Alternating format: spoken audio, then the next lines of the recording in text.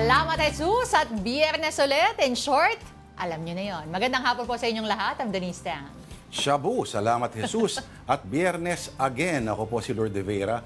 So stick around for stories and conversations that will hopefully help end the week right. Welcome to Afternoon Delight.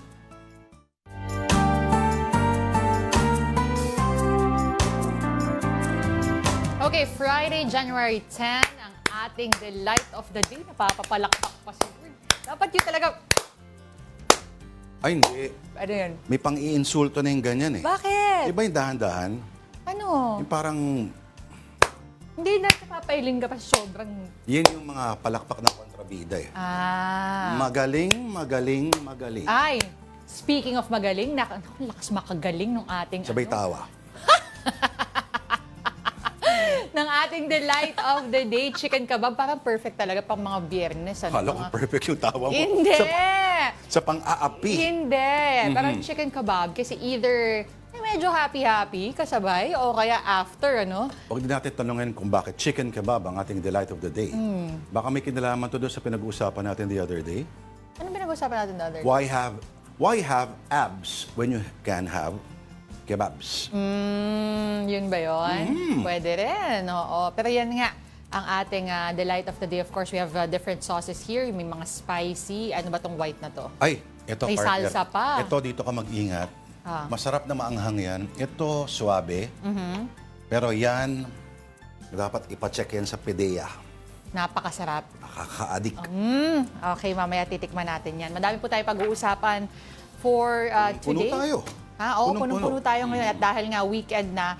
Let's check out the stories from social media. Unang-una is the one on the Philippine Star via live. How about stargazing, hot choco, and bibingka, or quote-unquote sawa, and other things you may experience from Masungi's Celestial Nights. Nag-report tayo dito, no, around December ata, na pwede itong Doon na yun. ma-enjoy ng mga tao. And again, ang parang nagpa-level up sa experience nito is because after weeks daw of having this tour, this experience, ngayon, lumabas na yung mga stars. Si Bimbo pala nagsulat nito. Reporter natin dati yan sa TV5 at producer. Oh. At malapit lang sa kanila kasi ito, feeling ko. Antipolo yun kasi. Pero ito, nako! Mukhang siswerte yan sila sa first paragraph pa lang. Everyone told us, we were lucky. Anong ibig sabihin kaya nun? Kasi nagpakita sa kanila maraming mga bagay gaya ng So, stars. Oo, Tama ba? no, stars, yes. Yun daw yung nakita nila. Tapos mahangin, ganyan. Oo, tapos syempre, di ba nga, yung mga binanggit natin na kasama dun sa set nila, may mga merienda. Alam mo, buti nakita ko tong article na to. Bakit? Nakita natin. Kasi sa mga tulad natin na hindi nakapagbakasyon, hindi masyadong, kumbaga nasinghot lang na dumaan sa harapan natin yung holidays. Maganda sigurong ano to, parang weekend Oo wiki. nga eh. Parang gusto ko rin gawin yan. Actually, gusto ko to, pero gusto ko rin pumunta sa National Binondo pa Museum. din. Pwede rin. Bago mag-Chinese New Year naman. Bakit hindi gawin yan? Oo, Isang gusto araw ko. dito, isang araw doon. Oo. Medyo maaga para wala pa masyadong tao. At lalo kung mahilig ka sa mga stars. Depende kung ano yung feel mo, partner. Doon ka. Nauso yan nung bata ko. Ano? Nung grade school ako. Meron parang mga stargazing.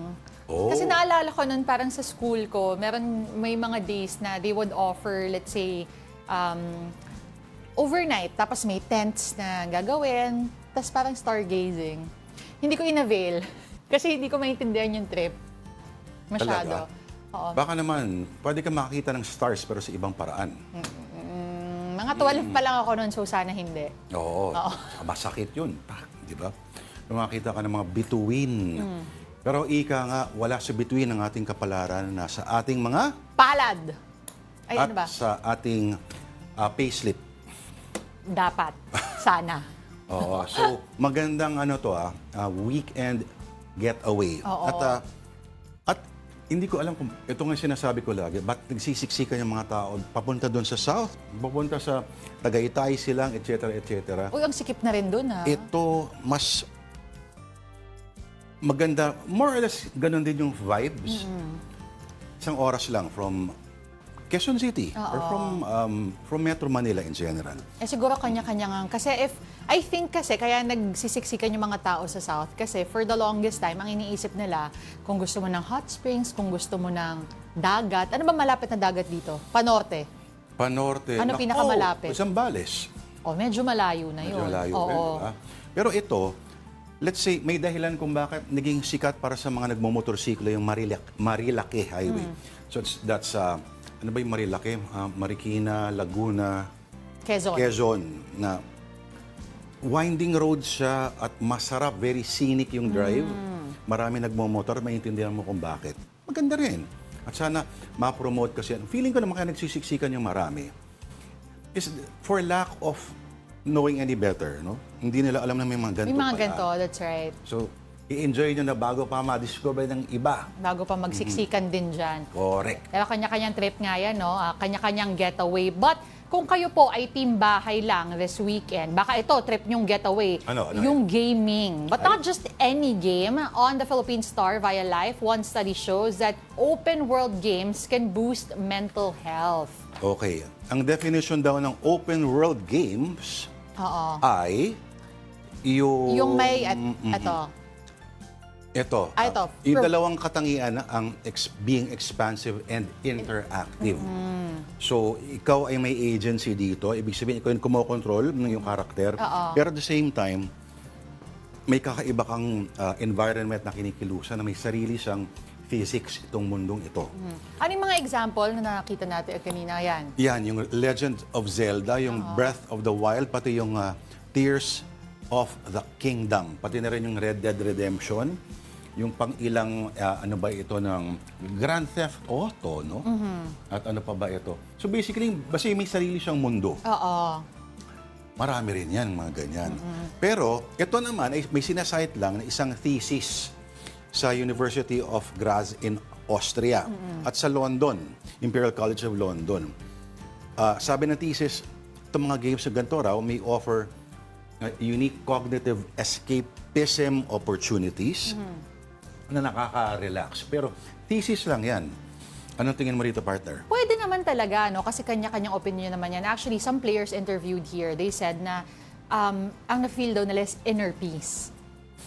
Kasi I think, di ba, it really depends na naman kung ano yung habol mo eh, what brings you peace. So siguro para sa kanila because na-relax sila, it takes them to another world na hindi nila iniisip yung mga kailangan nilang isipin in real life, mga responsibilidad. Curious lang ako kung bakit naka-highlight na. Especially that of postgraduate students, o mga nag-MA, mga nag-PhD. Mga stressed. Hindi. Ano? Ang pinaka-stressful sa lahat ay yung undergraduate. So, bakit walang undergraduate relaxation? Di ba meron? Puro ano lang ba? Especially that. Ibig sabihin kasi ito kasi hawak mo oras mo eh pag nasa postgraduate level ka na. Pero sa akin, form of meditation? Kaya yun, okay. Well and good. But that assumes, ito at malamang sa malamang, yung mga games na ito ay native ka na. Kumbaga, sanay ka na at alam mo yung mga moves, yung mga commands sa mga ganyan. As opposed to, what is the definition of stress? It's being put in a situation na hindi ka agad nakaka-adapt. Tapos, tumataas yung agitation level mo. Yung impatience mo, yung heart rate mo tumataas, yung dugo mo dahan-dahan ang kumukulo, in a manner of speaking. Pero ibig sabihin ito, kung ako ilagay mo dyan, yung Legend of Zelda, halimbawa, anong gagawin?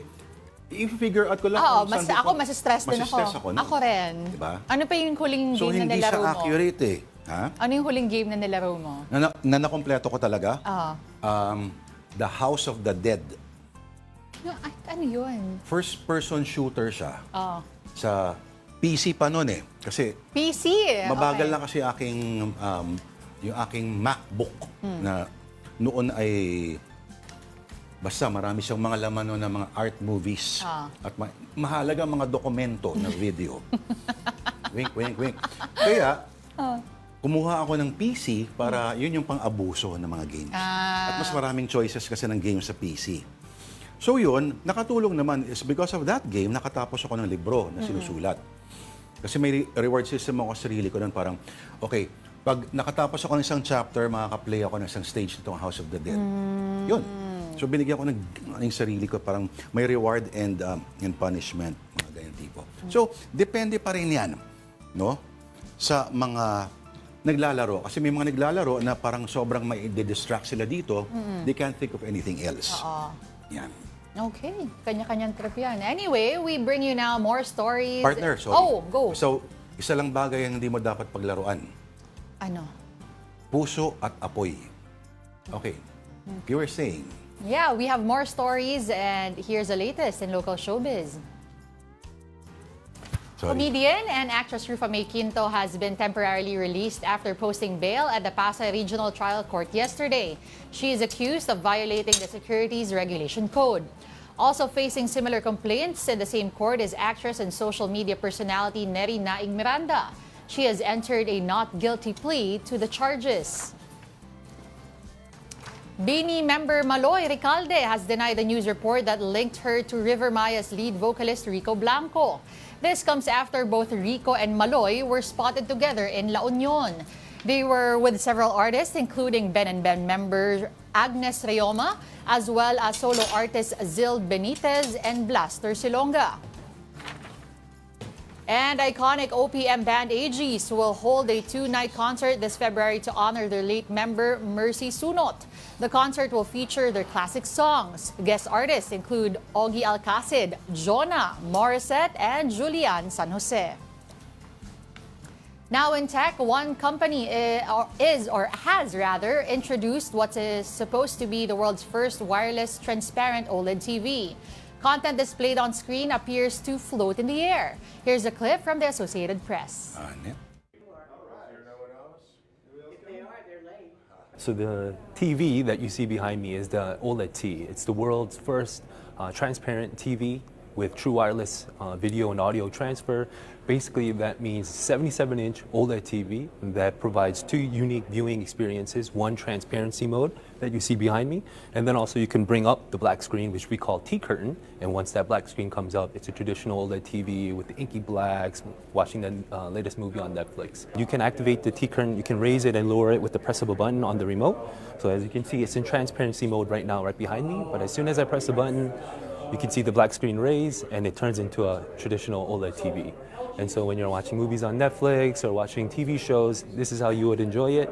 Once your TV viewing is done, you want to put it back into the transparency mode again. With a press of a button, the T-curtain goes down, and then it's in transparency mode. AI chatbot is our kind of way of trying to help the user resolve issues quickly. And so typically consumers, when they had an issue, they would call customer service, hang on the line for 10-15 minutes, and finally when they get a hold of someone, they would ask a question. So it was a pretty tedious process.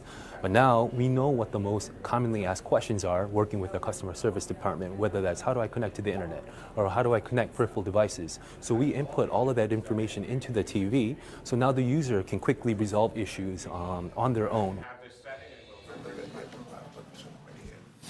All right, back here at home, the Metro Manila Film Fest is extended until January 14. And one entry that's had box office as well as critical success is The Kingdom, which production design left a lot of moviegoers in awe. And we have the man responsible for that, production designer Nestor Abrogena. Welcome to Afternoon Delight. Congratulations. Nestor. Salamat, Lourd. Iyon, no? Congratulations. May pa-bonus ba? Meron. Meron. Catching. Okay.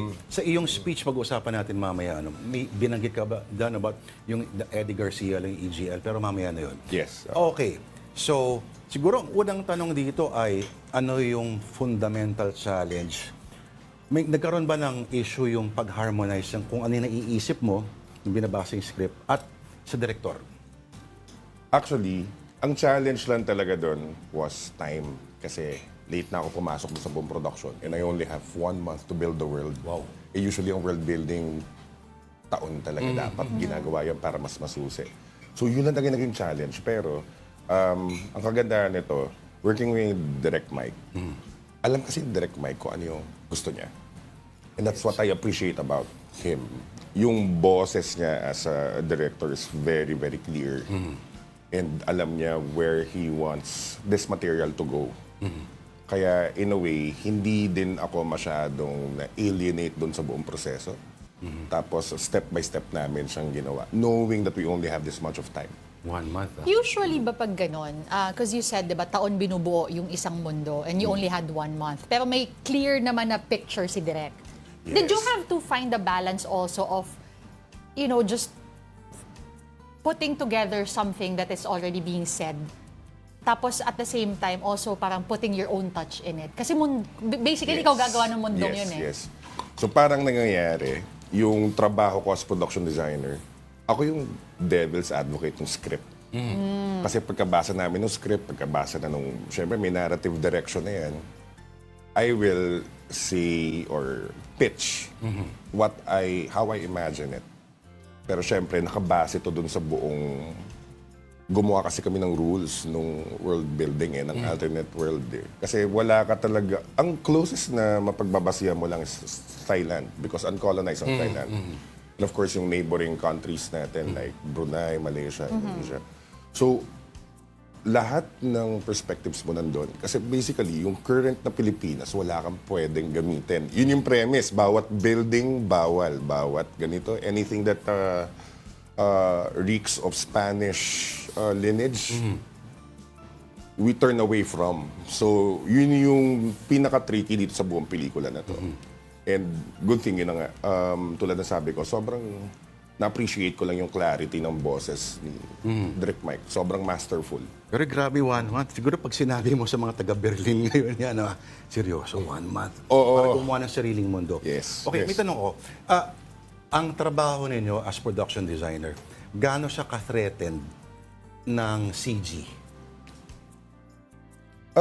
Sa totoo lang, the two disciplines can coexist.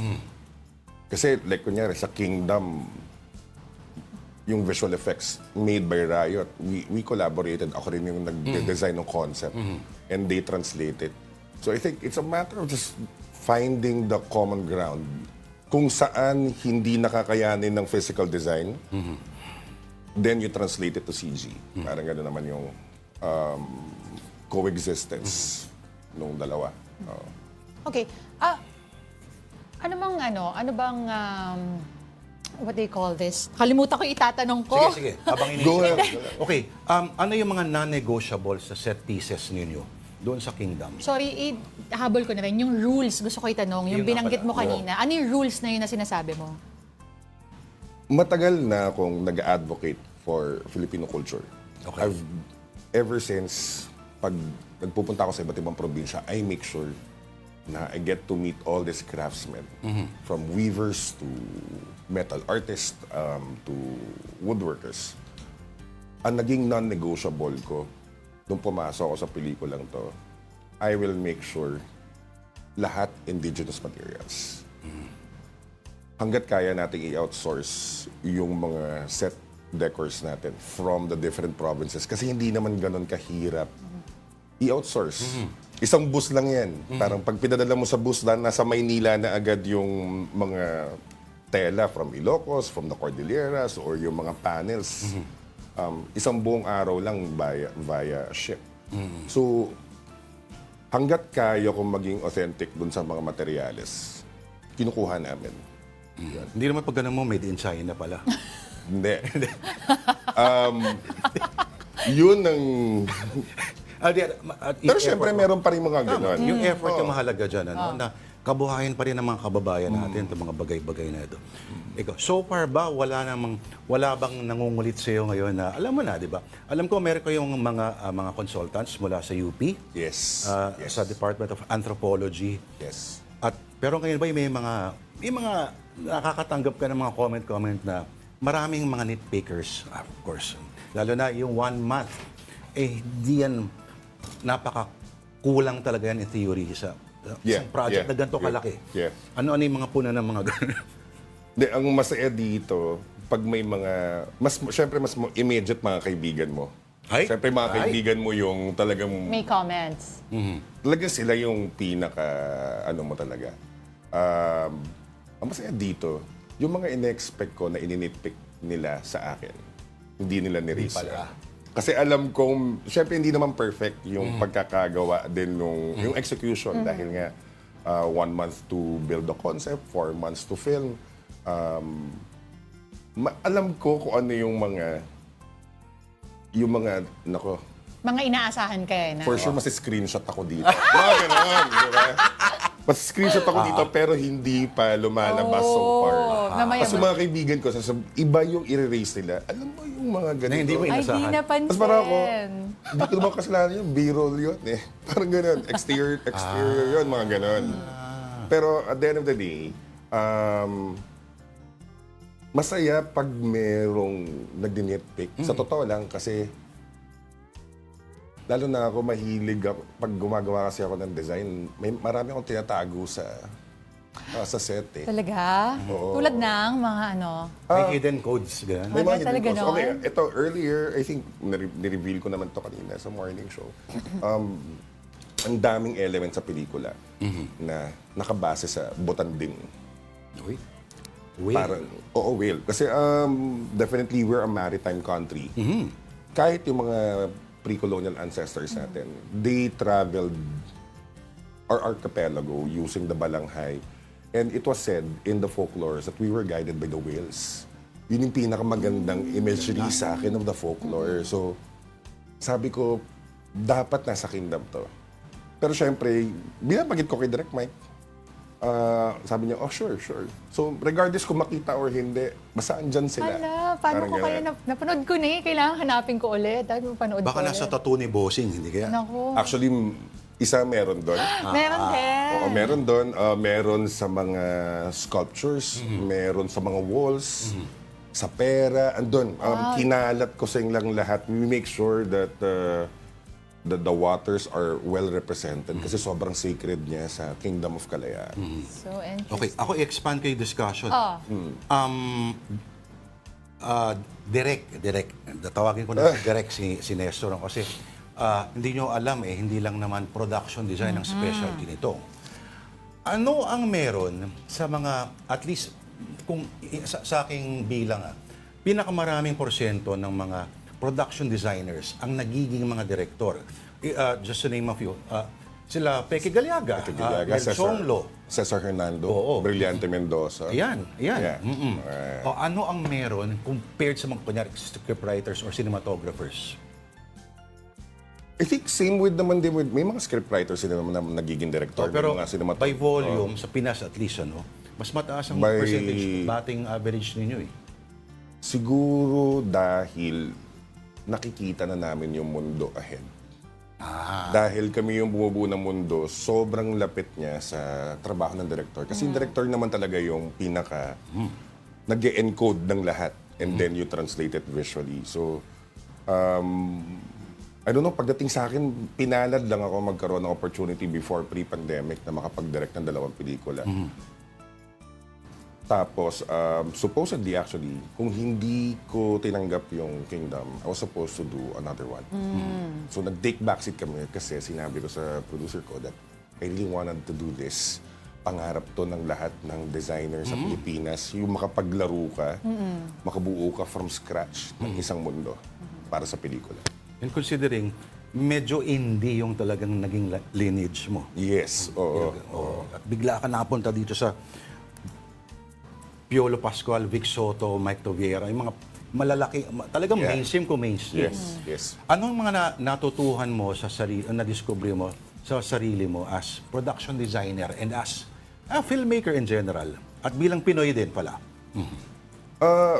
Siguro as a production designer, Kaya mo palang one man. kaya pala. Pero sa mga producer, maraming salamat po kung gusto niyo po na mas mahaba pa. Pero, O mas maganda pa, o gaganda pala. oo, mas gaganda Pero pa lalo. maganda mag caveat emptor, baka sabihin ng lahat na dahil sa Ginoo, bakit yung Kingdom 1 month Nako, lang yun? oo. Oo. Pwede naman siguro yan. Pwede naman certain meron Selling proposition, unique selling proposition. Correct. yan. Diba? Joke lang. Pampataas Joke lang, pero, ng value. As a production designer siguro, ang natuklasan ko lang din, lalo na pag posible pa rin palang mahalin yung Pilipinas from a cultural, historical aspect. Oh, wow.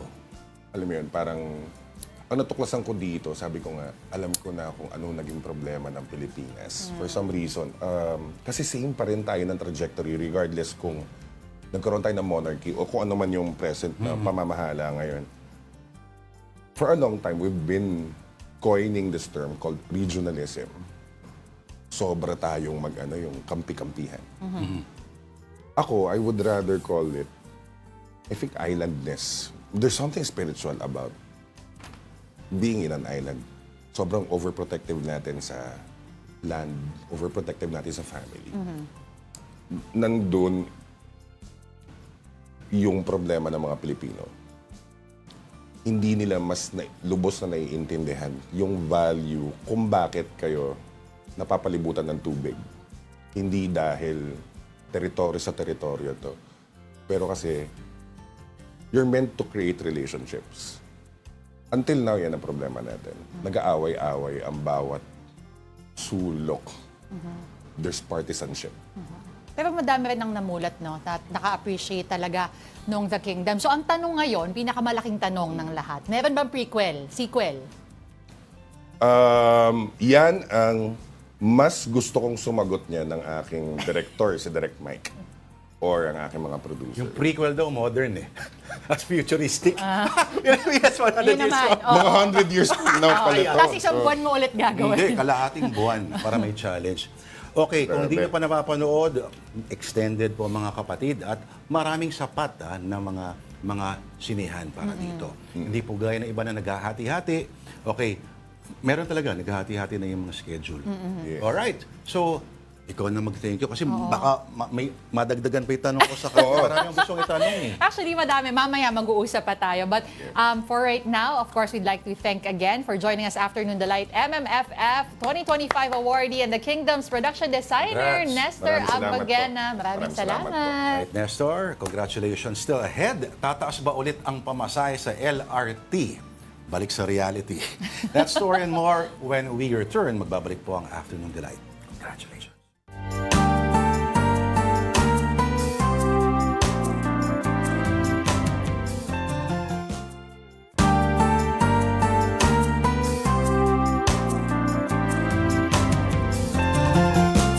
Alright, magandang hapon po muli. This is Afternoon Delight on One News. Ako po si Lourd de Veyra. Siya po si Miss Denise. Now, motorists are complaining about the supposed dangerous road conditions on EDSA. Meantime, there is now a push for a fare hike in LRT1. The full story from News 5 correspondent Gerard de la Peña. Traffic na nga, baku-baku pa. Kaka-bad trip na sa EDSA. Mahirap sir kasi takaw aksidente rin lalo na sa motor. Madaling makasemplang. Pero issue po yan sa mga motorista, sa mga sasakyan. At saka nakaka-traffic din kung minsan. Mas maganda yata yung pinapatungan ng espalto, makinis. Bungad pa lang ng EDSA Caloocan, may malaking steel plate na nakatapal sa kalsada. Sa EDSA Balintawak naman, may mga bahaging hindi pantay. Aminado rito ang DPWH, kaya heto raw ang gusto nilang gawin. Ang gusto ni Presidente, dapat we have to improve actually yung riding quality of EDSA. We will rehabilitate the entire EDSA starting 2025. Ang tanong pag nasimulan yan, saan mapupunta ang nasa 464,000 na sasakyang bumabagta sa EDSA araw-araw? Sa tansya pa naman ng isang urban planner, aabutin ng 2 taon pag sinimulan ang pag-aayos dyan. Would be good if they prioritize first the repairs of the car lanes and eventually switch while running still the carousel and then reverse so that the commuting public, which is 90% of people in Metro Manila, will not be affected by its repair. Tren ang pinakamabilis na public transportation sa NCR, pero mabilis din ang pagtaas ng pasahe. Sa petisyon ng Light Rail Manila Corporation, humihiling ito ng halos 5 pisong dagdag sa boarding fee at 44 centavos naman sa kada kilometrong takbo. Kaya ang dating 45 pesos na end-to-end trip ay magiging 60 pesos. Hindi raw kasi nasusunod ang kontrata ng LRMC sa gobyerno na dapat magtaas ng pasahe kada 2 taon. Kaya aabot na sa mahigit 2 bilyong piso ang hindi nila nasisingil. Pwede pa raw ito umabot ng 7 bilyong piso kung hindi aaprubahan ang kasalukuyang fare hike petition. Be able to build the complete extension, we really need the support of the government. So either through fare increase and of course the payment of the fare deficit or a combination. Sakaling pagbigyan, posibleng ipatupad ang fare hike sa second quarter ng taon. Pero ngayon pa lang, tutol dito ang iba't ibang grupo, maging ang mga suki ng LRT.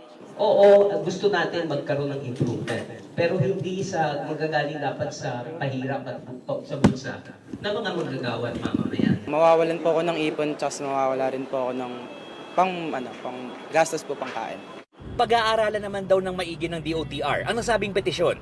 And we also consider yung affordability, inflation, yung price indices. Here's a quick rundown of more stories on One News.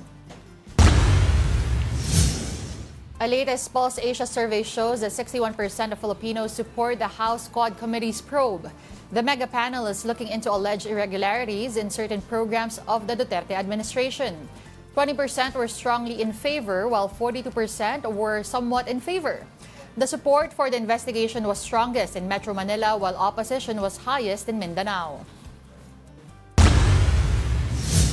COMELEC Chairman George Garcia warns that candidates who show up or display campaign materials during government aid distribution could face disqualification.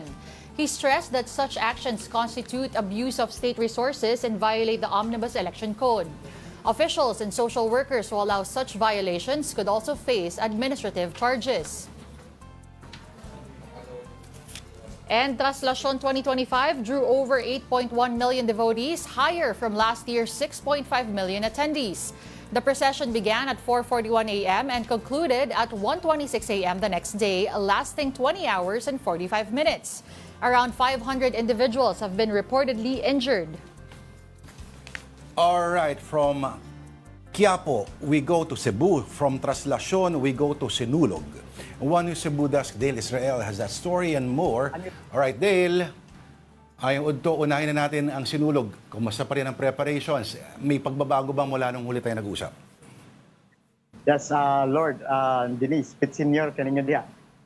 We are live here at the Sacred Heart Center for the Maisog Rally. But before that, the Sinulog, the roads at the Tasmania Boulevard are already closed this afternoon for the kick-off of the Sinulog Festival 2025. This is the non-religious aspect of the event. There will be a motorcade or a parade by 3 p.m. or a Holy Mass by 2 p.m. And at 3 p.m. there will be a short program with Cebu City Mayor Raymond Garcia and Governor Gwen Garcia and other officials. After that, a parade will be held from Basilica to the Cebu City Sports Center. We'll be seeing later the police, the army, as it is more like a civic military parade with Sinulog dancers. The candidates for the Miss Cebu will also be joining the kick-off parade. We're also expecting dancers from schools around Cebu to join the parade. They'll be dancing the Sinulog. The Commission on Elections and other news, Lourd, Denise, the Commission on Elections has released ballot face templates that included the name of dismissed Mayor Michael Rama as a candidate for the upcoming election in May. On the other hand, in Mandaue City, dismissed Mayor Jonas Cortez's name is no longer found in the ballot face template released by the COMELEC. This was after the COMELEC and Bank issued a certificate of finality over the cancellation of the COC of Cortez after it junked the appeal. The Court of Appeals has also junked the TRO filed by Cortez on the perpetual disqualification ordered by the Ombudsman. The camp of Mayor Rama, on the other hand, is celebrating the release of the ballot face template, which included his name. According to his son, lawyer Michael Rama, this only means that his father remains a candidate and that there is no truth to the propaganda that his father should not be voted because he's no longer a candidate. Meanwhile, the Cortez camp is still hopeful that his name will still be included in the printing of the ballots. Cortez has filed at the Supreme Court a petition of certiorari seeking for injunction status quo order and notification of the cancellation of the COC by the COMELEC. Cortez ally Mandaue City Mayor Glenn Mercedes says the public should just wait for the decision of the Supreme Court. Cortez motion at the Supreme Court will be heard on January 14. This will be the time when Cortez's name will be reinstated or not printed in the ballots. On Monday, there will be a Maisog rally at 3 p.m. at the South Road Properties. It is called Peace and Unity Rally in 12 major areas across the country, actually. INC advisory initially said it against the impeachment of Vice President Sara Duterte, but later changed it. Organizers said there will be no speeches from politicians. The PDP party and Hakbang ng Maisog will be able to muster some 300,000 people. Peter Lavinia, strong supporter of the Duterte, said it will be primarily an INC event, and the INC alone knows the program. There will be no campaigning in the event, said Lavinia. Expected to attend are also the opposition to Governor Gwen Garcia, led by gubernatorial candidate Pamela Barrecuatro. Her group and other NGOs will also be there. Lourd and Denise. Anong dates nito, itong rally na ito? At tatama ba siya sa exact dates din ng sinulog? Actually, the rally will be held on Monday. It will not be on the Sinulog Day. So, January 19, and the rally will be on January 13. Lourd? Kasi I can imagine the traffic, ano? Sinulog pa nga lang is talagang grabe na eh. So pag nagsabay-sabay pa, anyway, nako, maraming salamat. Dale Israel, ang ating One News Cebu desk. Thank you. Siya rin po ang editor ng The Freeman. Thank you, Dale. Let's head on over to the U.S. where aerial footage shows the devastating aftermath of wildfires that have swept through the Los Angeles area. The footage captured by helicopter highlights scorched landscapes and charred structures along LA's famed Pacific Coast Highway. The fires, fueled by high winds and record low humidity, have burned an estimated 2,000 homes in the Pacific Palisades neighborhood, Malibu and Altadena, as well as other areas of the city. More than 100,000 residents remain evacuated, unable to check on their homes due to ongoing safety concerns. Emergency crews are continuing to battle flare-ups, aided by a break-in the weather that has temporarily reduced the wind speeds. The full extent of the damage is still being assessed, with local officials estimating billions of dollars in losses. The massive fires in California are just one of the many issues waiting for Donald Trump as he formally assumes the presidency in 10 days. So what can we expect from the U.S. president's second term? So let's ask John P.B. Jose, a Republican operative and founder and CEO of the American Tomorrow Project. John, welcome again. Thank you for coming to the studio. Lourd, Denise, thanks again for having me here.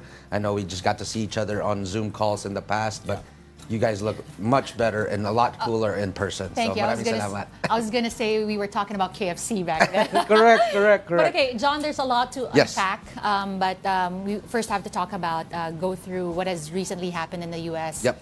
The California blaze. Just your reaction and thoughts. Yes, as I've been tracking what's happening in California, it's sad to see what's happening. Prayers and thoughts to those families that have been bothered by that disaster. It's a natural disaster that's, I think, coming together now. But in terms of the scope of it now, people are working together now. That's what you see, the resilience of Americans during this time too. And I've been tracking some of our Filipino-American communities that are staying strong during this matter. So. There's some criticism, let's say, or rather unwanted jab from some people that say, oh, those are rich people, they don't need our sympathy, etc., etc., etc. And that's a high-end real estate right there. And there's a bit of a grudge from some comments. Yeah, but I mean, you gotta bring the humanitarian perspective at the end of the day, right? Ito po yung mga Filipino-Americans, Americans that are going through a real natural disaster with their homes, catching on fire in the turn of the year. So we have to provide the perspective now that we have to be together as a community. A lot of people are saying that Trump is trying to play politics with this issue. He's trying to threatens to withhold FEMA funds, and trying to pin the blame on California Governor Gavin Newsom. What's your comment on that? Yeah, so right now, he's still a private citizen, president-elect, right? So he has the ways and the opportunities to have those types of conversations with people and say what he really feels, especially on Gavin Newsom's policies. But right now, this is still underneath Joe Biden's watch. It's still underneath his direction of the FEMA, the Federal Emergency Management Administration, and those are being directed. And of course, he's going to be critical on how a liberal governor from California does it, but he is working on the ground and making sure that whatever ways that he can influence into making sure that people are being taken care of, just like how he did it during the hurricane in North Carolina, in those southern states. So he cares about what's happening and making sure that we protect those peoples and help those displaced people down the road. You're attending the inauguration, we heard. Yes, po. Okay. Some let's say, media outlets on the other end of the fence. They're trying to portray the MAGA as something like it's on the verge of collapsing, even before the second Trump term starts. Right. Let's say there's this thing with Elon Musk. It's not gonna last very long. There's debate about clashing immigration policies, etc. What's your No, I think we got to give President Trump a chance, right? He hasn't been sworn in yet, and we got to listen to the mandate of the people. I think that we're going to be excited to see on day one President Trump's executive orders on rescinding some of President Biden's current executive orders or moving forward with his campaign promises. Like what he did in his first term when he got inaugurated, his first executive orders were controversial at most, but they were the campaign promises na talagang tinupad niya yung pinangako niya sa mga botante nila. So doon tayo titingin, doon tayo iisipin kung paano natin ipapatuloy yung goals and promises niya through the first admin. So the first 100 days is going to be critical. But I think now, from this second inauguration, President Trump is a much more seasoned, much more matured president-elect coming into office than he was in his first term.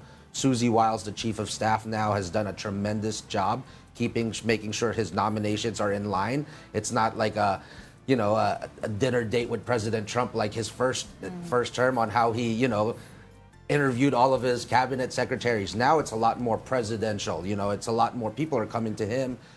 Even he's not president right now, but it just shows the power that he has commanded from the voters and from the rest of Congress. What do you think his relationship will look like with Laura Loomer? that and the Democrat leaders, past and present? I honestly think that him and Chuck Schumer have a great relationship, despite their political differences. They're both from New York. They can banter with each other. Pwede sila, parang Batanggenyo to me. Pwede kang magprangkahan, pero at the end of the day, though they're doing stuff for the American people, yes, it might be severe, but he's had great previous relationships with them when he was president. So now, under Hakeem Jeffries, that's going to be the new catalyst, right? It used to be Nancy Pelosi. Chuck Schumer, I think, is still going to be, being a big thorn to Donald Trump's side as much as Donald Trump is going to be a big thorn to Chuck Schumer. But I think they're going to be, and I saw like in President Carter's funeral the other day when all presidents had to sit next to each other. Oh, fine, yeah. President Trump sat next to President Obama, and they've had some pretty good conversations from what some of those lip translators have been saying. So, are you worried about Trump's constant tweeting? No. I mean, we did it through the first term, and that's not going to be a surprise for a second term. And I think the voters knew that. I mean, they've experienced that from 4 years of Donald Trump. And the tweets, that's his personal journal in his diary, as That's it could be. can be taken as policy. It could be. Could be. But we're waiting for the next Covfefe or Covfefe. I don't know how you pronounce it. Right, You're right. asking. What do you make of his comments about Canada, Panama Canal, Greenland? buying Greenland? I think, he is a marketer, and that is good at making sure the conversation goes back either to him or to his point of project, which is the United States of America. I think if you unfold what's happening in some of these countries and some of the issues that he's pointing to, I think he's trying to take the attention away from the BRICS countries, Russia, China, those types of, countries, and focuses it back into American policies. I know the other day he didn't want to call it the Gulf of Mexico anymore and the Gulf of America. But to the voters that voted for him, that's something that they've been wanting to hear. Why is it not pushing that American dominance again on the world stage? And, I think that's a better way of looking, and other countries are scared of the United States rather than not respecting the United States right now with the president we have that falls asleep in big conferences and meetings, So I think the media is definitely having a much more fun time with President Trump right now rather than President Biden, where it's all scripted and, we never see him anymore. These are interesting times in the Chinese sense of the word. May you live in interesting times. Very much. All right. More questions, Denise? Again, January 10th, of course, we know also there would be a sentencing for his hush money case. What's called unconditional discharge. Okay, wherein the conviction stands, but the case is closed without jail time, fine, or probation. But does this mean he will still be the first president in U.S. history to take office convicted of felony crimes? What's the implication? And how will that affect his credibility? I mean, all of this happened before the election as well, and during the election process, where despite all of the obstacles that he's had to go around, despite of what the Democrat obstacles might be or legal obstacles might have been, he's already passed that and have become elected as president. So I think that didn't matter much to the mindset of the people that voted for him. They understood that this might be a policy or distractions from the other side during an election year. But now he's going to be the commander-in-chief and the president of the United States. And just as much as the Republicans had to go through 4 years of Joe Biden, or the Republicans had to do that, Democrats are going to have to go through 4 years of Donald Trump as well. Okay, there's last question, Go from my lang. end. Yeah. Do you think in the next 4 years there's going to be a reversal of the wokeness supposedly that's been affecting America or been plaguing America for some people are concerned? Companies like McDonald's are trying to reverse their DEI hiring policies and try to suck up to Donald Trump. What's your opinion? I wouldn't say it's necessarily sucking up to Donald Trump, but I think that ideology of, attacking these specific issues and policies is gone. But we got to go back to an idea of meritocracy, where the best, no matter who they are, what they are, where they come from, comes to the front, right? And that's what they want to do. That's what making America great again is. It's not because of, hey, we got to give one trophy to the other. We got to give trophies to everybody else. You all deserve medals. Correct. It's more of whoever's the best as much as it could be, while providing opportunities for other people to engage and to achieve that American dream is what they want to accomplish. Yan. MAGA, make Alae great again. I like that. But again, we take a break from politics and we enter something on a personal note. I know you've been here for about a month already. When was the last time you were here? Ano na ba yung mga nabisita mo? So I've been here 2 years ago. I try to come home every big election cycles in the United States. It's a good way to refresh, see family. That's more important. Walang kakaiba talaga, tsaka walang tatalo sa Pasko sa Pilipinas when your family, and especially Batangueño, for us, we're the land in Batangas City. We have a good family restaurant, F. Bailosis, with the best crispy pata in town, 30 years running. So we have to go on a field trip there. Best lomi as well. So kaya ngayon, kailangan na ulit magpapayad before my suits are tight before the inauguration. But Batangas has been great. We've been seeing all across in the north as well, in La Union and in Pangasinan. But it's been a great time being back home. May punto daw ba? May mga nagtatanong? Meron pa ho. Tunay na punto pa po, are. Meron pa talaga? Pwede pa po. Pag umuuwi, no? Pag umuuwi kasi. Nahahalo eh. Correct. Right. All right. Again, we'd like to thank American Tomorrow Project CEO and founder John P.B. Jose for joining us here in Afternoon Delight. Maraming salamat. Yung PB ibig sabihin ay from Batangas. From Batangas. I like that. I'm on a roll. So maraming salamat sa inyo, Lourd and Denise. Thank you. Thanks. All right, Thanks, John. Okay. Okay, this is Afternoon Delight on One News. We just need to take another breather. We'll be right back. Mabuhay ang Santo Papa!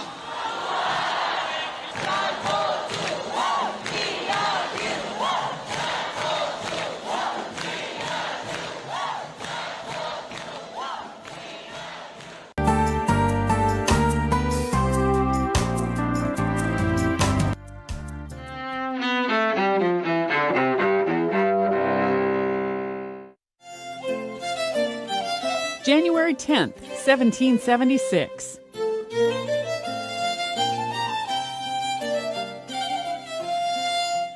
Thomas Paine publishes Common Sense, one of the most influential works of the American Revolution. The pamphlet urges freedom for Britain's colonies in America just months before the Declaration of Independence. 1863. All aboard, but mind the gap, as the world's first underground passenger railway opens in London. It remains one of the largest to this day. 1964.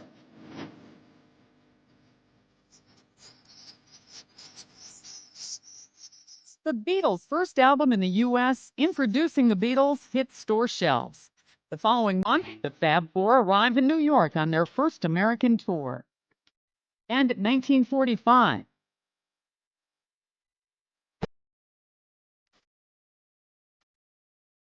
Singer Rod Stewart, 70s chart topper and songbook crooner, is born in London. Today in history, January 10th. Sandy Kozel, The Associated Press.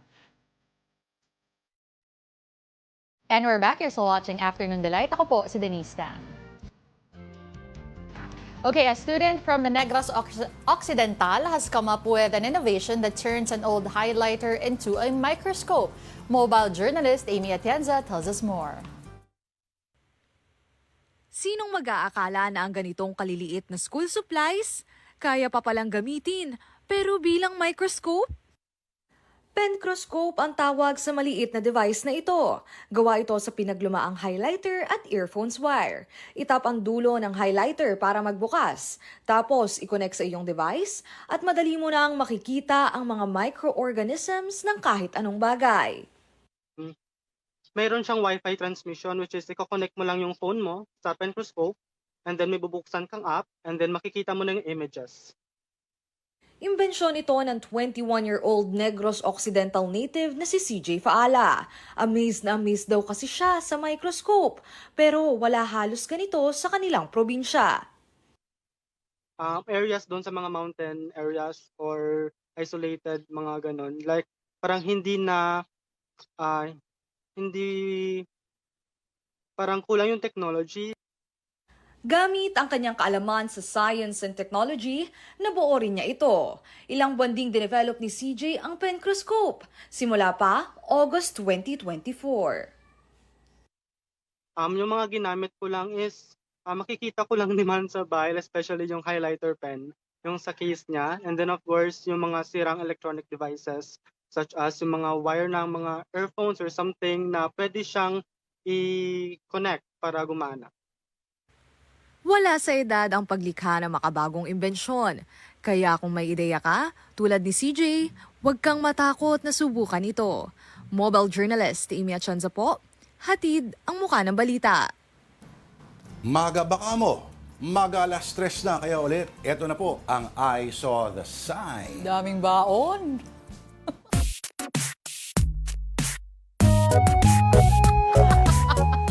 Anong edition tayo ngayon, Tita D? Today's edition entries, ng ating masugid na viewers. Saan tayo? May Magsi Alcantara pa rin. Meron yan. Unang-una, of course. Ano nakasulat? Tayo pa lang sa buong mundo ang meron nito. Oh. What the? Innovation, ika nga nila. Traffic light ba yan? Hindi, yung poste. Oo. Na sa tindi ng pagkaka-wire, yung nakapalupot sa taas, wala na ibaba, nakahang pa rin siya. Nakahang pa din, correct. Hindi ako magagulat, totoo yan. Nako, okay. Next, from AD viewer, Cesar Carino. Ay! Ano sabi dito? Wala, yung outlet may tubig. Combined effort of electrician and plumber. Hala. May tumutulong tubig. Oo. Okay, ito naman from our viewer, Nerino Manzano. Today's special buy one beer for the price of two and receive a second beer. Absolutely free. Nangaano ka eh. Ano ka eh? Okay. Pag meron po kayong nakitang ganyang klaseng signs, nakakatawa, please send them to us at afternoondelightON@gmail.com. At syempre, pwede ba naman makalimutan namin kayo? Pag wala ng oras. Kaya pinabati po natin lahat ng AD viewers. Sa Monday na lang po kami magbabasa ng inyong mga comments. Alright? Okay, that will have to do it for us this week. Ano? May 2 minutes pa pala. Carry pa, go! Ala eh! Nako, kaya lang isi-search ko pa yung ano. Hindi, alam na naman natin. Ay, go lang daw, go lang. Go lang? Batiin daw natin ang ating mga... Raja Laya, a.k.a. Alex Fuentes, of course. Ralph Domingo, Tito Rafael, nanonood din. Anna, Jessie, nanonood din sa atin. Sabi ni... ang angas ng boses ni Sir, parang Peter Musni. Ano yun? Sino kaya yan? Si PB malamang yun, ano? Oo. Okay, teka, hanapin natin sa YouTube. Sino, direct? Depende kung sino si Peter Sino? Busquinyan. Alright. Okay. Teka. Okay. Opo. Elmo Cardenas. Elmo, yo. Okay, watching from Montalban, Rizal. Hey, Epic, can't wait to watch movie here in UAE sa 16. Yung The Kingdom. Oo. Si John Santilleses. Good afternoon, Sir Lourd and Miss Denise. Mike Policarpio. At tunay na pagkasarap ng loming Batangas. Sana'y makasigop kayo dyan sa studio, sa lalong madaling panahon. Ba, depende kung papadalhan mo kami. Oo, magpadala ka, Mike Policarpio. Ngayon, at sauce yung inihigop namin eh. Oo. Okay, sige yan muna. That will have to do it again for us this week. Maraming salamat po for watching Afternoon Delight. Ako po si Denise Dan. Alright. Magkakita tayo sa Lunes ulit, alas 2 in punto. Siya po si Denise Dan, ako si Lourd de Veyra. We make afternoons great again. Ang dami talagang baon.